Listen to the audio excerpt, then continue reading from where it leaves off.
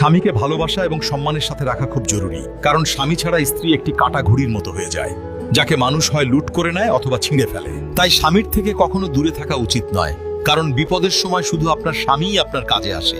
এই কথাটি হয়তো তেতো, কিন্তু এটাই সত্যি। একজন নারীর জীবনে স্বামী শুধু সঙ্গীই নয়, তার ঢালও বটে।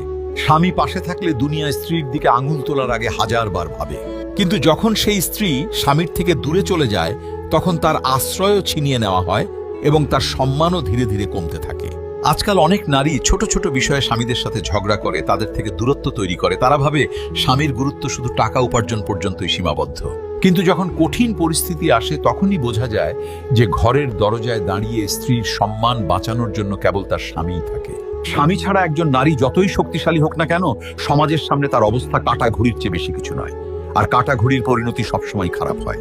যদি আপনিও মনে করেন যে একজন নারীর সর্বোচ্চ বড় শক্তি তার স্বামী, তাহলে এই ভিডিওটি লাইক এবং শেয়ার অবশ্যই করুন, যাতে এই কথাটি আরো অনেক নারীর কাছে পৌঁছাতে পারে।